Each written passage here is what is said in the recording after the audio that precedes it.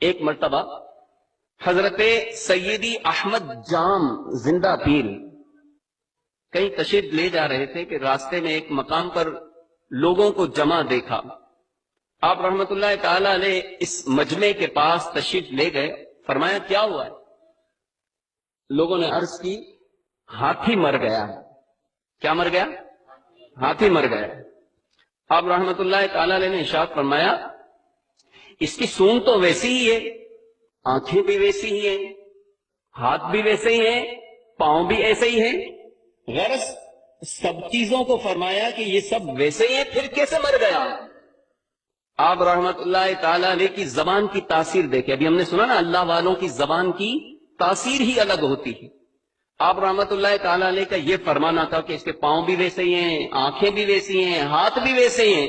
یہ فرمانا تھا کہ فوراً وہ ہاتھی زندہ ہو گیا. اور اس دن سے آپ رحمت اللہ تعالی علیہ کا لقب زندہ پیر یعنی ہاتھی زندہ کرنے والا ہو گیا. یہ تو سورۃ الانبیاء کا پہلا صفحہ پڑھے، اس میں کافروں کا اعتراض تھا کہ اس نبی کو وہ معجزے کیوں نہیں دیے گئے جو اگلے نبیوں کو دیے گئے. سورہ نساء میں آتا ہے کہ کیوں نہیں کوئی آسمان سے بجلی آتی ہے اور وہ قربانی کو کھا جاتی، جب تک یہ معجزہ نہیں دکھائیں گے ہم ایمان نہیں لائیں گے. تو اللہ نے کہا نہیں، اللہ کی مرضی ہے معجزات میں. سورہ بنی اسرائیل میں 8 کے قریب معجزات مانگتے تھے. اللہ نے فرمایا تم کہہ دو میں نبی ہوں، رسول ہوں. تو سر شیخ عبدالقادر جیلانی نے کہا نبی علیہ السلام کے بارے میں بھی کوئی صحیح سند سے ثابت نہیں کہ آپ نے کبھی مردہ زندہ کیا ہو. قرآن میں نفی آئی ہے اس کی، ورنہ تو قرآن میں آتا کہ تم کہتے ہو لو آپ مردہ زندہ کر کے دکھا رہے ہیں. قرآن میں کہا جا رہا ہے کہ نہیں، قرآن معجزہ ہے، کیونکہ وہ معجزہ آپ کی زندگی تک ہوئی تھا. اور پھر اس میں وہ کہتے ہیں کہ شیخ عبدالقادر جیلانی رحمۃ اللہ علیہ نے معجزہ بڑی اس میں شڑول مارتے ہیں جناب. وہ کہتے ہیں کہ انہوں نے عیسائی کو کہا کہ تیرا نبی تو کہتا تھا کم باذن اللہ، میں کم باذن کہتا ہوں، میرے حکم سے کھڑا ہوں. تو کہتے ہیں جی اس امت کے جو علماء ہیں بنی اسرائیل کے پیغمبروں کی طرح ہیں.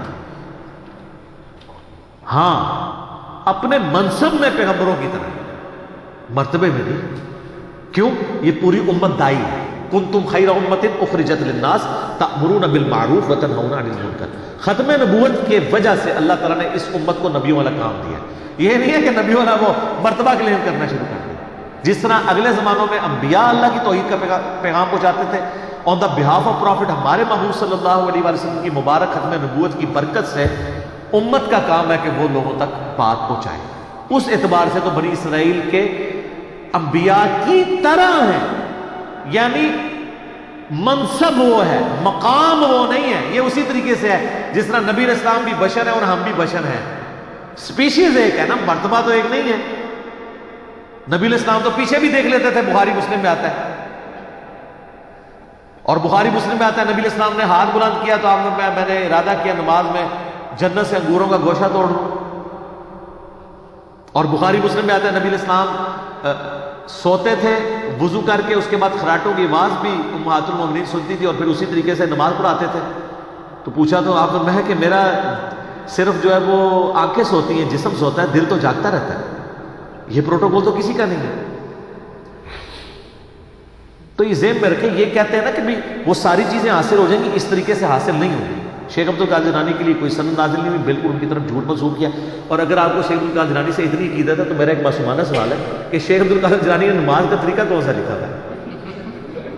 ہاں، مرنے سے پہلے اے مسلمان کر لے اس پہ غور. کتابوں کا خدا اور ہے، بابوں کا خدا اور.